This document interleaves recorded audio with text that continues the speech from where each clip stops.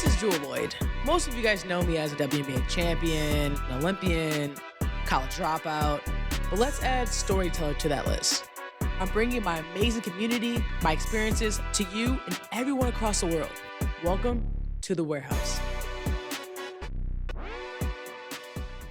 What I was doing in college to prepare myself for the next level, I don't think many people were doing. I was taking investing classes because I wanted to make sure that I understood how to read contracts, and I wanted to make sure that no one else was signing my checks, that no one's going to dupe me, that no one's going to take advantage of me. I have a learning disability, so reading is really fucking hard. But sit down and be like, no, for this next 2 hours, I am breaking down these vocabulary words on top of being really good at my craft, on top of making sure that people around me held me accountable too. So I don't want people to just be yes, man. I want you guys to be honest with me all the time. Man, it's been a minute since me and Danny have had a time to just chat it up, but we're back here on the warehouse. Danny, how are you? How are you doing, buddy? I'm good, Joel. How are you? I feel like, we've been traveling, we've been on the road, we've been doing a bunch of things, but we don't really get to sit down and just chop it up. It's been a minute. You celebrated an amazing birthday. You want to tell our viewers about that? Yeah, absolutely. Celebrated my daughter's first birthday not too long ago. So it's been the craziest year of our family's lives, but it's been awesome. Honestly, it's been nothing but a bundle of joy, and love to see her grow and continue to do her thing and smile and laugh and all that. So it was an awesome birthday, awesome time. You are building your community strong. I see that, and it's amazing. That's what we do here on the warehouse. We talk about community. We talk about how craft meets community. And let's get into it, because I think today we're really diving into something that we definitely we talked about off camera, on camera, but this whole NIL college narrative space, storytelling. I mean, it's so much to dive into, but I think from us we have a different perspective. Obviously, me being a process of going through it as an athlete. But you've seen it from both sides, and seeing it now, how the landscape has definitely shifted, and I guess it's continued to shift. But let's get into it. Let's go deep. Let's do it.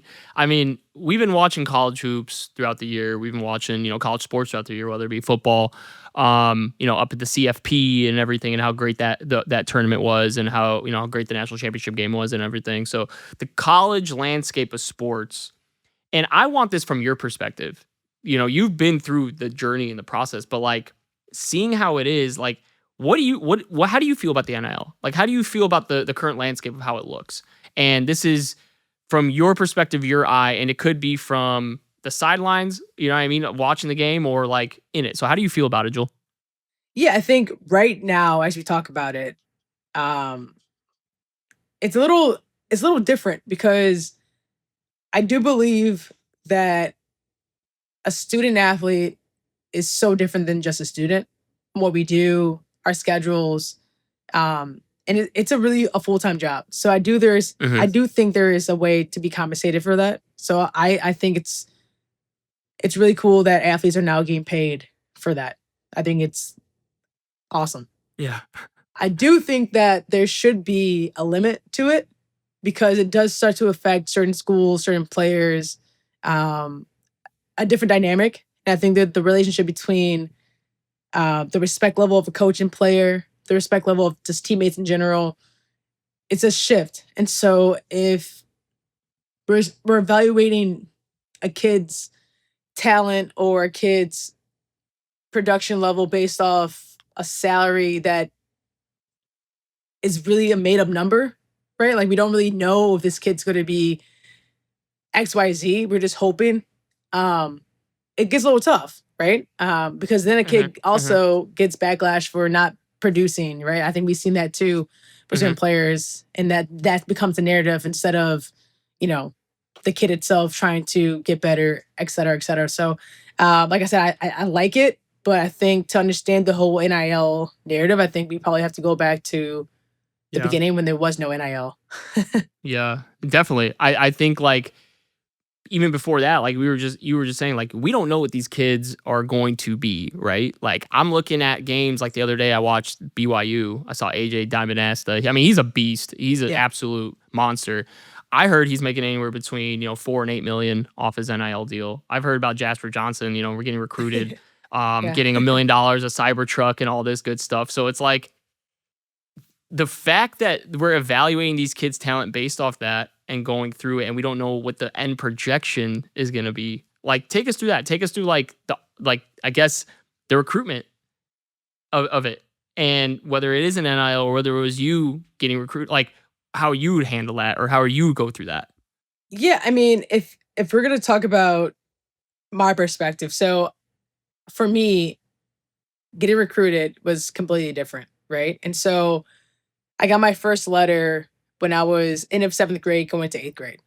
That was my first Mhm. letter, my first offer. And at that time, I'm not really thinking about college, right? I'm not thinking like, okay, Yeah. I'm about to go collect a $3 million to $8 million check. Like, let the games begin. Like, all right, Yeah. like, let me go practice a little harder. Let me go find an agent. Let me go do this. The narrative was like, okay, let me just go continue playing AAU with my friends. Let me go continue just being a kid, right? I wasn't Mhm. necessarily ramping up my training. And so if I had to make a decision now where after I got done playing an AAU tournament, I got, people calling me, hey, I'm so and so, and I want to represent you from this agency, and this is how this is going to go. I think my perspective of sport would be different. I think my perspective of like, I don't really know what to do. I'm in 8th grade. Like, I'm going to be a Yeah. freshman in high school. Like, what does that look like? And Mhm. the biggest thing that I see now and notice is that one, parents are also uneducated on what to do. Coaches are uneducated what to do. And a lot of people are saying that they're agents and they are qualified to help families and kids and friends, and they aren't qualified to do that.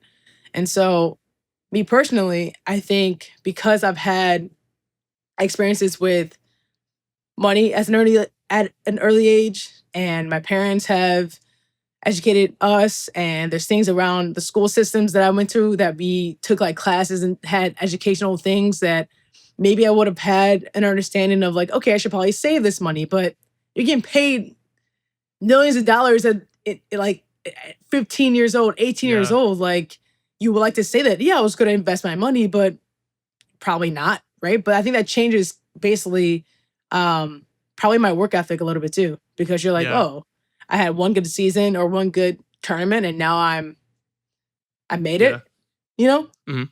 Yeah.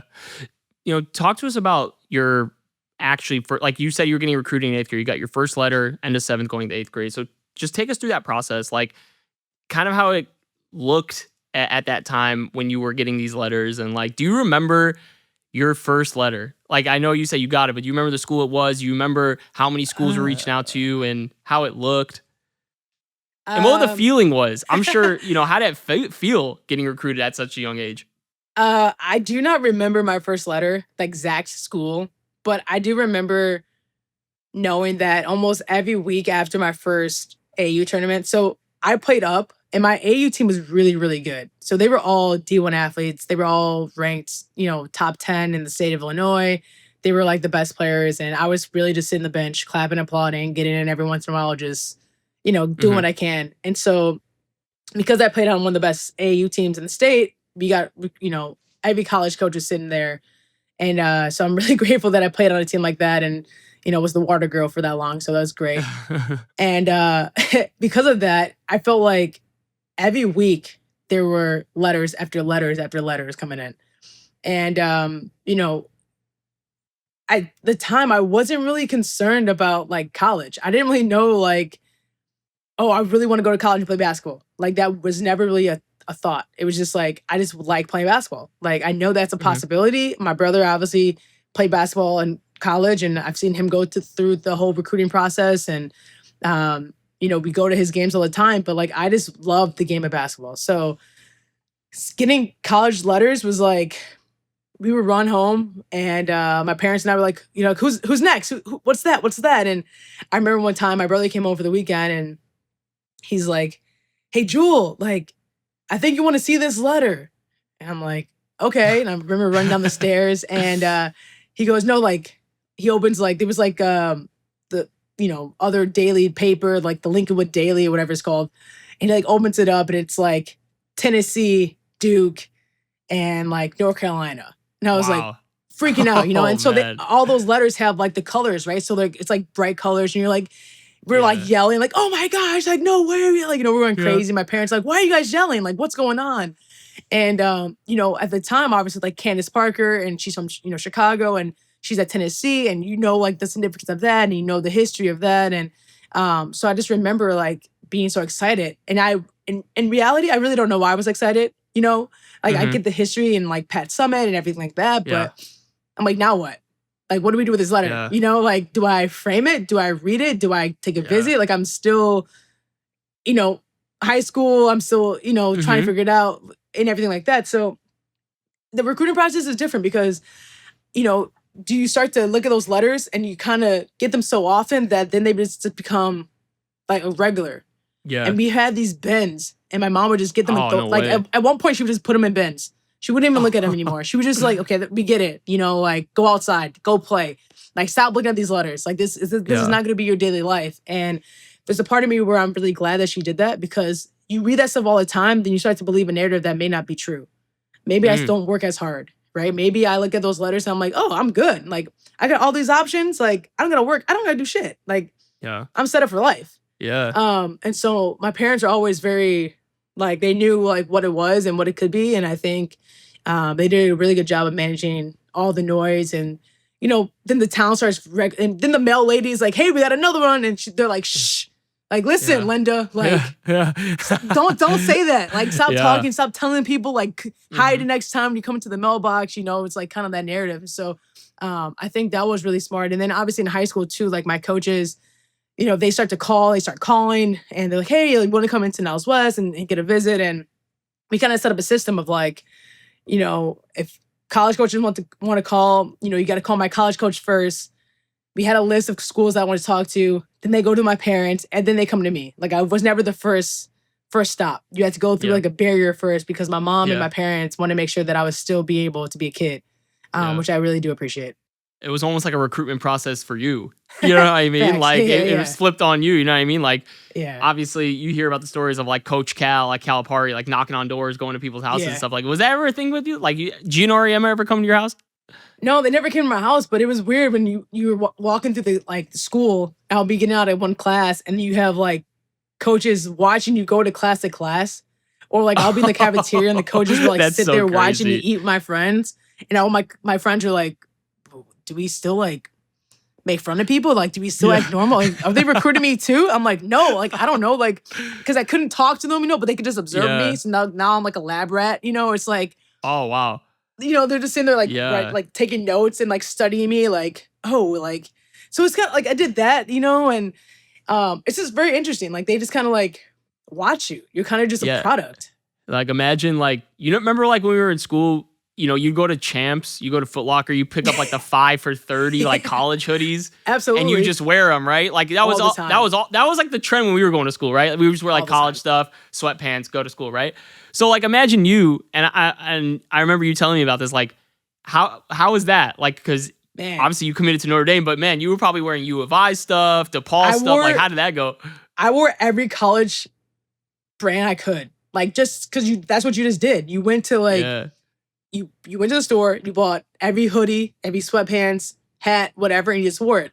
And me thinking I'm like just a normal kid, not getting recruited by any schools, I would wear this stuff, and I would hear like, oh, she just committed to, Northwestern. I was like, no, I just bought this 'cause I want to be comfy. Like it's a nice, soft, warm hoodie. Like, Yeah. oh, she's committed to this school. Like, Oklahoma. I'm like, no, like my Yeah. friend goes there. I'm just supporting my friend. Like, Yeah. and you kind of just like realize that people are really watching and waiting to write something about you or waiting to do this. And I'm like, my gosh, bro, like I can't just be normal. Like I can't just rock someone's Yeah. hoodie, or I can't just do this without being watched and scouted and talked about and written in the paper. Like I just want to be a normal ass kid, bro. Like not everything has to be about, putting something on and doing this. And it was just interesting that every time I did something or wore something, I was like, man, I gotta wear like no brands. Like mind you, I'm not getting Yeah. paid either. Like it's like I'm just wearing See, brands because that's I'm the wearing thing. brands, like and now Yeah. it's like, no, now I want to wear brands so I get paid. It's like complete Yeah. opposite. It's it's crazy.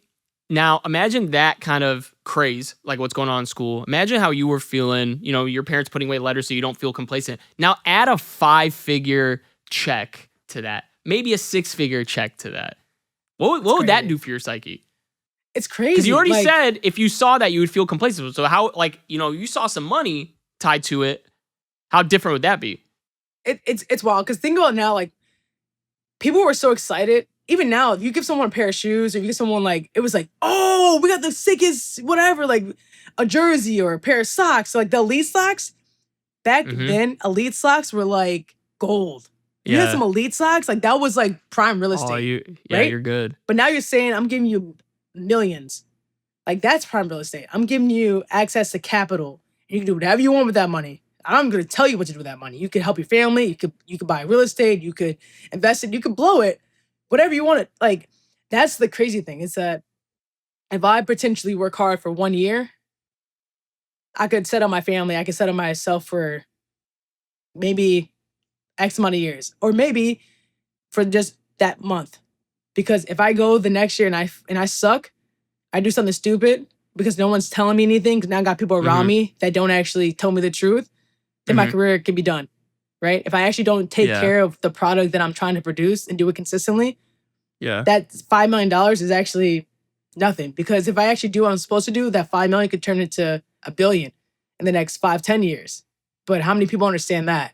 Yeah. Not a lot of people. And we just talked about it. I sent you that thing where it's like, you can be on the cover of a magazine today. Where are you tomorrow? Where are you in the next year? Where are you in 5 years? And that's the scary thing about this NIL stuff. People are thinking that they're instant superstars right now. Where would they be? I don't know. Yeah. I mean, what would you do differently in 2026 than you would in, let's say, 2010? Like, how much different would you take it? Or like, what would you do? Like a whole different process. What would you do differently? I don't know.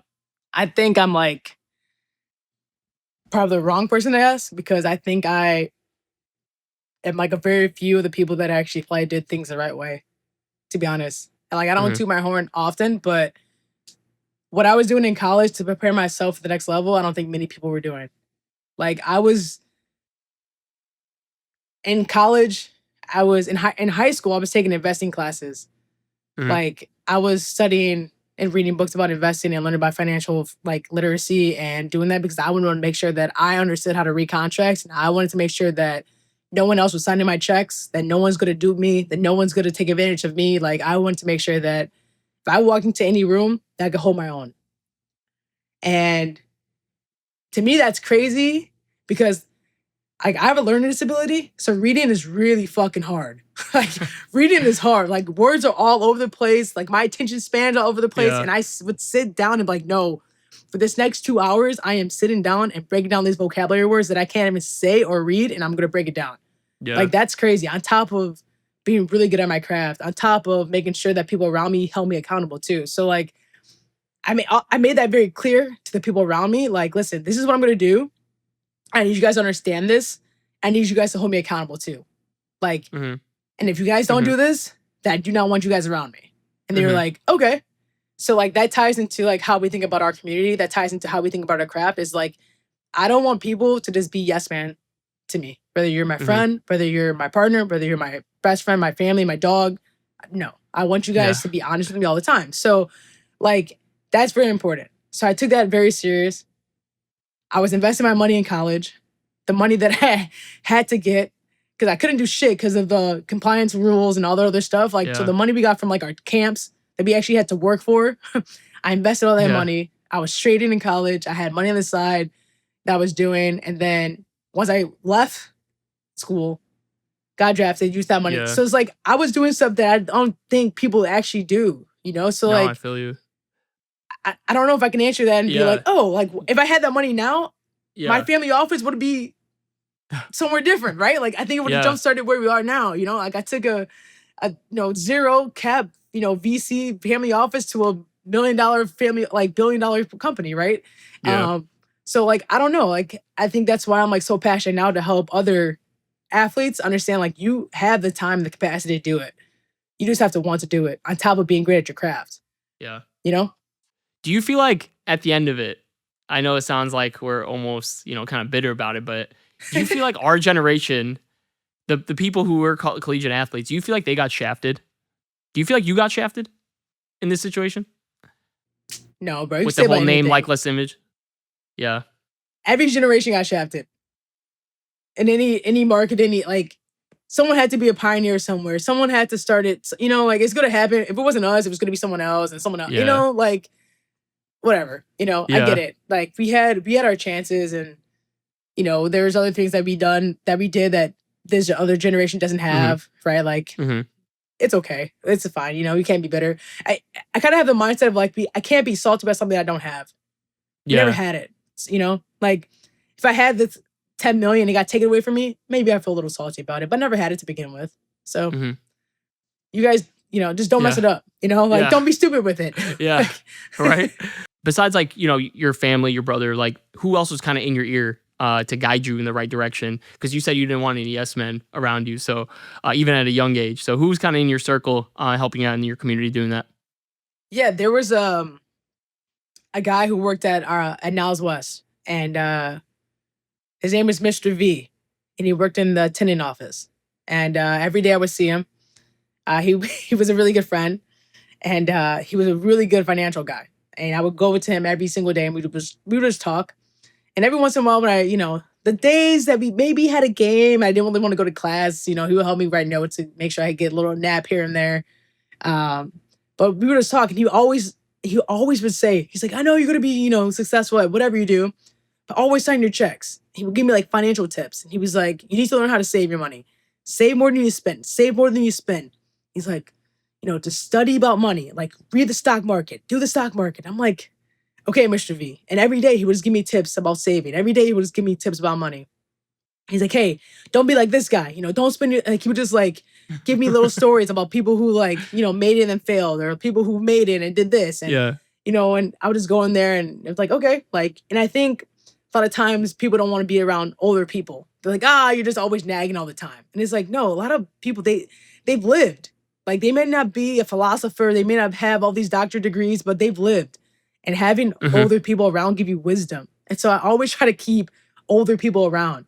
And that's with basketball, aka Steve, right? Like I Mm-hmm. want older wisdom because they just live life. Like Mm-hmm. and life is the best teacher. So having Mr. V like was a big part of my community because I saw him every day for 4 years. And so that's a lot of wisdom that I didn't need to have to go read a book. Because he's like, Yeah. hey, I used to work at the board of trade. And this is all the dumb mistakes I did. Don't do this, you know? And it's like, okay, like this is a living book right here, right? So like finding people who've done it and like asking Yeah. them questions is like the best thing. And that's what like Kobe was like the best at that. He's like, listen, like ask questions, like call up someone, be like, hey, how do you do this? Like, doesn't matter who it is, doesn't matter what, if you have a question about something, just ask the question. Like, it's okay if they, you know, it's like, take away your pride and just ask. And so like I would just find people who would tell me stuff and like build my small community that way. And I'm always grateful for that because those small little tidbits, like they definitely last. I always remember that. Like Yeah. sign your own checks, man. You sign your own Sign checks. your No own one else checks. signs your own checks but you. I'm like, all right, Mr. V, can you give me Yeah. that late pass so I can get to class? Like I'm Yeah, I 30 swear. minutes late. No, that's awesome. Do you remember how like strict the NCAA was back then? Oh my, bro. Like how strict things were where you were mentioning like I can't really talk to this coach yet, or I can't really you cannot accept any money whatsoever. I've heard the stories where college kids are starving, like the UConn team back in like 2014, they're all hungry. You know what I mean? So like how Bro. strict was the NCAA really from your perspective and how it was? They were so uptight. You would think it was like your compliance person's money, like their own money. Like, you know, like you would think it was like Yeah. their account that you're going and stealing. It was like personal. I remember like my brother was running like some basketball camp for Niles West or something. I don't honestly remember, but it was some basketball camp. So he like used my picture to like, hey, you know, whatever. I got a call one day from compliance office. They're like, do you know about this? I was like, what? They're like, oh, like your picture's on this website. Like you have 24 hours to take this down or we're going to send violation and any money that you ever made from this site like has to come down. I was like, Wow. what? Like, mind you, it wasn't even like, it was like me with a practice jersey with like a small like Notre Dame emblem. I'm like, relax. Like you're concerned about $150 max? Like, come on. You're making Yeah. millions off of us and you're worried about $150. But mind you, which is so crazy to me, it's like they were so uptight about every little thing. Like, you can't do this, you can't do this. But then I was totally fine to go practice with the Chicago Sky. There was like no problems. Like compliance was like, yo, it's no problem. Like they called, they're like, oh, it's fine. Like you go practice with Chicago Sky, like all summer for no problem. That's crazy. I'm like, so I could go practice with professional athletes and like be around them, go like drive myself, whatever. No compliance rules. But I can't post a picture of me going like this. And you're like, oh, that's a fine. Like, oh, you can't receive anything from a donor. That's kind of wild, right? I'm like, get the, like. Yeah. Bro, like they make so much money off their, like, you know, off everything. Any kind of bowl game or sorry, any kind of tournament you guys make or any kind of like thing you guys do is going to bring them money. To be concerned about $150 is wild. I mean, she was calling my parents. I'm like, really? I'll give you $150 right now, bro. Like, relax. Like TV deals, like, come on now. Like, all these things that you guys are bringing in and, you know, doing that. But, like, finding loopholes. How good were you guys? Like, did you try to find any loopholes? You and Jared partnering up on any kind of loophole you could find to do anything like that? Absolutely. There's always a loophole. There's always a way. How did you find it? But how did you manage to find him? I just feel like if there's always a way. And it's not necessarily, oh, let's go be criminals. Oh, let's go be, no. But the fact is, like, people in general want a service, and I'm going to provide it, and I'm going to be ethical about it. And so I remember this family reached out to me and was like, my kid really wants to get a scholarship basketball. There's no trainers here. Can you help us train?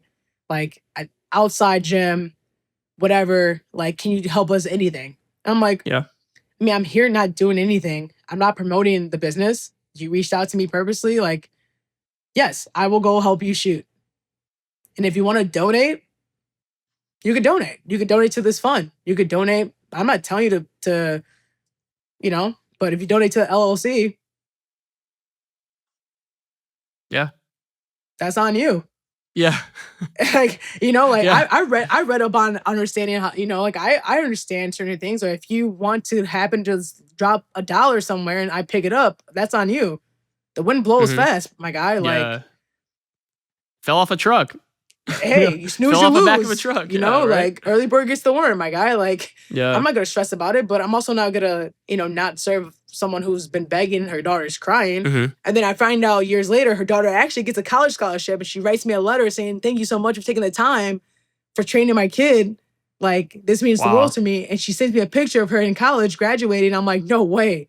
That's crazy. Awesome. So, like, to me, I'm like, I was gonna get in trouble for giving this to miss about an opportunity like this. Sue me. Yeah. That's insane. Yeah. That's insane. Yeah. I mean, the fact that now it's just so lax, it's kind of crazy to see. It's kind of crazy to see that you would literally probably get your scholarship taken away. You would probably get kicked off the team for doing something like this. But now it's just so by the wayside. It's kind of crazy. I mean, you know what's crazier? What's up? If I went back to college as a professional athlete because I don't know. I'm not good enough to make it as a professional athlete, so I go back to college. That's what's crazy. That is kind of crazy. Let's talk about that. That blows my mind. The fact that it's so lax now that you're allowing pros to go back into it. And that kind of takes us through like how the circuit was, right? Like, getting your name on the circuit is tough. Yeah. Like you coming up the ranks, doing what you have to do to make it to where you have to be is a tough journey. And now with one click, one viral moment, that social media era, man, and what it does and what it did to the landscape of collegiate sports. Let's talk about that. I mean, yeah. I mean, I don't have a mixtape. I do not have a mixtape. I barely have tapes from high school. What? Like nothing? Parents, you got no... You think Passion Pink, Gwen Lloyd was recording film at Niles West High School? You think she was up there with a camcorder like this? Hell no, she was not. You think Calvin was in this? Calvin was sitting there yelling like, "Come on, Joe!" Like no one was recording in the Lloyd house. We were locked in to the game of basketball. We were not recording. So you didn't have maybe like a Ball is Life mixtape that came out, or a Hoop Light, or a Hoop mixtape. Nothing. No, there is no Can't find that on Jewell mixtape. Loyd. Unless someone else did it for me, there is no highlight reel of me that I produced myself, my family, my brother, my Ninos, LH, Monte, Steve. No one did. That was not a Yeah. thing. I did not do that. I watched a couple people's mixtapes, but I was just at the park. I was hooping at the park, bro. Like, I wasn't even watching TV that much. I was at the park. So all my like basketball one-on-one was watching people at the park. Yeah. Like, I could tell you the kids' names that I watch. Eric, Uzman, Brian. Like, I could tell you the kids that came to the park. I could tell you how sick their handles were. That was my mixtape, bro. That's so Like, crazy. That so we grew the up in kids- such a weird. Oh man. like, The kid. Yeah. so, I mean, hey, now. so if anyone has footage of me in high school or AAU, send it, please. You might have. I might make an offer. You might make an offer for you. I don't have literally. any. And then we'll put it together. And then that'll We'll be put it recruitment tape. It'll be recruitment tape to go back to go college. back to college. You got eligibility, right? I got 1 year, man. Let's go. Perfect. There it is. I'm gonna get that 3 mil real quick. Man, so like, real quick, did you even try to do anything, or like, did you have a viral moment you feel like that was like, man, this is good, what could have me blow up? Or did you even think that way? Because I feel like the kids now, that's how they're thinking. Like, I'm just trying to get the camera crew ready, have a really nice highlight, then post it out. Like, were you even thinking that way at all? There was no viral moments. Everything was word of mouth. The biggest thing that happened, probably that people still talk about today, is when I dropped 50 against Maine East. Wow. The reason why people talk about it is because the coach at the time, sadly, he passed away, but the coach at the time, he talked some crazy shit about me. Doing Wow. AAU basketball and said, I wasn't the top guard and I was a fluke and yada, yada, yada. And I remember him saying that. So then we happened to play him in high school in playoffs. Oh, wow. I just went off. I went off. On a playoff game too? Playoff game, yeah, at Nels West. And I remember that. And people were like going crazy. And I remember one Naden was like yelling. I was at like 48 or something like that. And he yells like, "There go 50, no!" And I shoot it. It's like quiet. All you hear him say that, and it's like, and I was like, 50. "Oh!" Yeah. Oh my God. That was like crazy. And then my You coach were subbed me out locked. with a quarter. Oh. I know he subbed me out. I had 50, but it was like third quarter. I didn't play the fourth quarter. Probably would have gone for 60, maybe 70. I don't know. I was feeling it, but Wow. respectfully, he subbed me out. That was your Kobe in 3/4 moment right there. Yeah, that was it. But like I said, I had no footage of it. So did it happen? I don't know. Yeah. Hey, it might be an urban legend. You never know, right? But like, Facts. if you had the mixtape now, I mean, that would easily probably be on it, and It'd then be you on would there. be searched on YouTube. All these people would be searching on YouTube, searching Yeah. on IG. Exactly. This is But, how but it now is. I don't know. It's word of mouth. Better go find I Naden. know. Oh man. Hey, shout out to Nathan for saying that. That's actually pretty sick. So for you, obviously, you had to put in all the work to get to where you're at, and we always talk about it, like your story with the Chicago Sky, how you were killing them. A couple things. One, do you still think that kids are actually like living, breathing, sleeping, eating, thinking about the game of basketball as they were before, like how you were coming up? Obviously, a lot of things seem transactional, but do you still think that kind of love and passion is still there? I do. I think the kids that play the right way, regardless if they win or lose, are the kids that are the supers. Because there's a way to lose properly, and there obviously is a way to win, regardless if you're 0 for 5 or you're 5 for 5. And that's how I kind of watch the game of basketball now. I can watch whatever and see, oh, that kid loves the game of basketball. They play with the joy, they play with the balance because of they just love the game. Or you could tell the kids who just play because they want the highlight reels or they want the oohs and ahs. And so I think there's still kids, and I think that's the kids that are thriving. Those are the Jujus of the world. Those are the Aubrey Gavins of the world, right? That are like, oh, this kid, there's something special about that kid. Yeah. And you could tell from the early age and when you're watching the game as well. Yeah, definitely. Another thing like with your journey too, and this has been around even before the NIL stuff, was the transfer portal, right? You hear about kids going, they're playing a season at, let's say, Louisville, and then all of a sudden they're hitting basically the free agent market, like they're pros, and going to transferring to a school like a TCU or wherever, you know what I mean? But you've heard about it before in the past, but it's so commonly brought up. It's so commonly seen in today's game. So talk to me a little bit about the transfer portal and what your perspective is on it. Yeah, I mean, it's funny. I was watching the games, this weekend with Natalia, and I was like, that kid has to be a senior by now. She's like, now the kid's a sophomore. I'm like, what do you mean the kid's a sophomore, bro? She redshirted here, she transferred here. I'm like, bro, I think I played against her. Like, there's no way. It's like the kid, they're still in college, And so it's funny because I also forget about the COVID year and the transfer portal. It's a lot. And I think the transfer portal is obviously really good. I think there's a way to do it where it makes sense because the biggest argument is like, well, coaches could leave school and pop around. There's no penalty and it's fine. They get paid and they get this. I understand that. And I think you could, as a kid, you could transfer and maybe like the situation's really bad, right? And you can leave a school. Cool. Maybe the coaches leave. You can leave a school. Cool. But you leaving once, twice, 3 times, okay. Like, what are the factors here? Is it the coach? Is it the environment? Or is it you? Right? It's like, what is it? And and like I said, the COVID year messes up a lot of things. I get that. And I'm all for second chances. I'm all good for, a comeback story. I really am. But now kids are leaving for a check. And that's little different. And that the biggest thing that I struggle with or I fight is that the transfer portal it's cool. But what it's really messing with is the high school kids.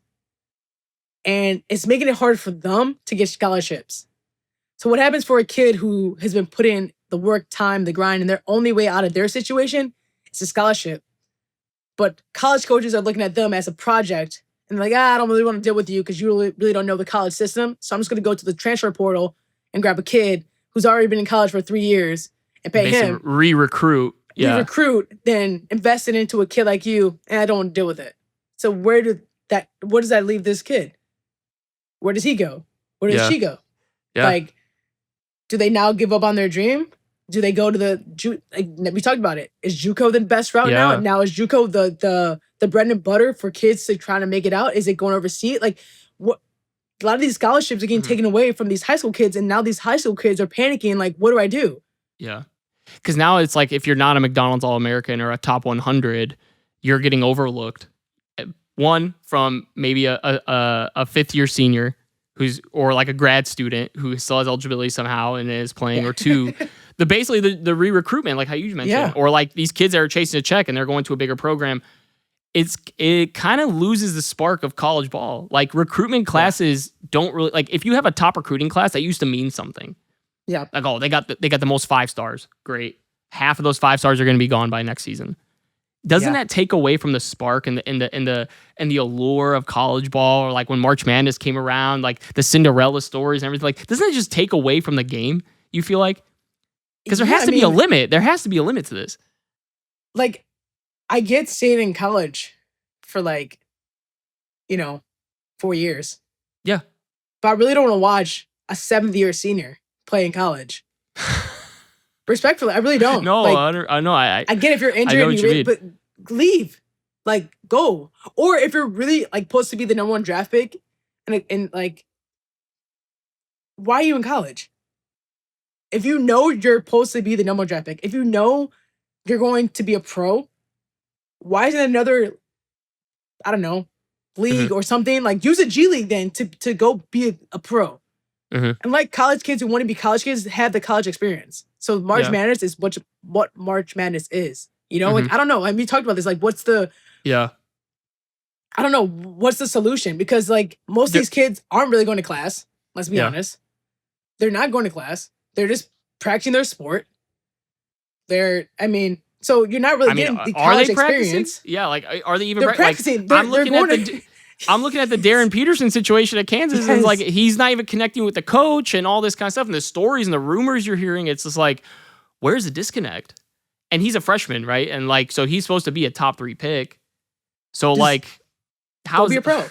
Just go be a pro. Go overseas somewhere and then go be a pro. Go to the G League. Like, let the people who just want to be professional athletes go be professional athletes. Why waste the time going to college. You can drink and party as a professional. Yeah. You could go and have your off days as a professional. But let the college kids who want to have the actual college experience go to college. Yeah. And so we can have March Madness how it's supposed to be March Madness. Like, let them be. You know, it's like, it makes no sense watching these kids go up and down and be like, oh, I'm making X amount of money in college. Well, I should be treated like a pro. Yeah. But then why are you in college?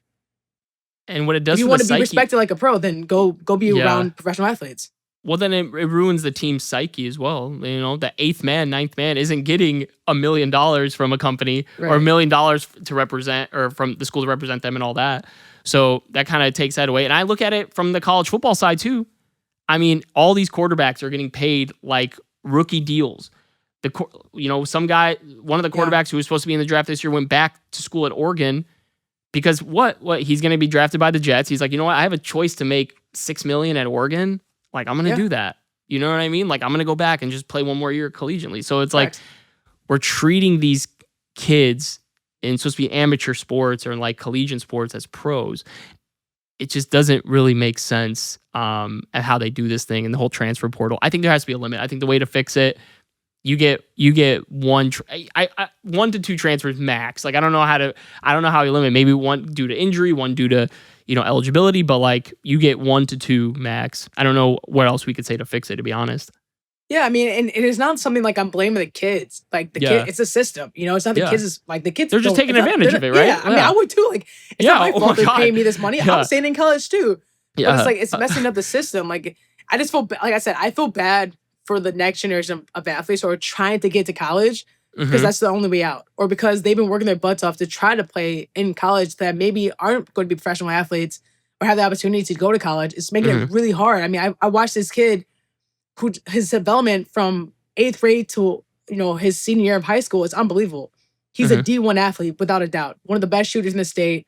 Could let it fly. His scholarship got taken away the day before signing because the coach called him and said, "Hey, we're gonna actually take some kid from the transfer portal. We're pulling your scholarship."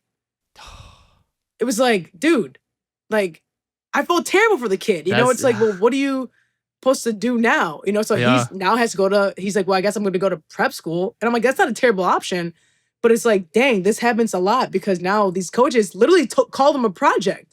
It's like, okay, well then, if I'm considering a project, like, how can these high school kids then present themselves not as a project? Is it better training? Is it them going over? I don't know. Like, it's just a crazy dynamic because the transfer portal is now free agency.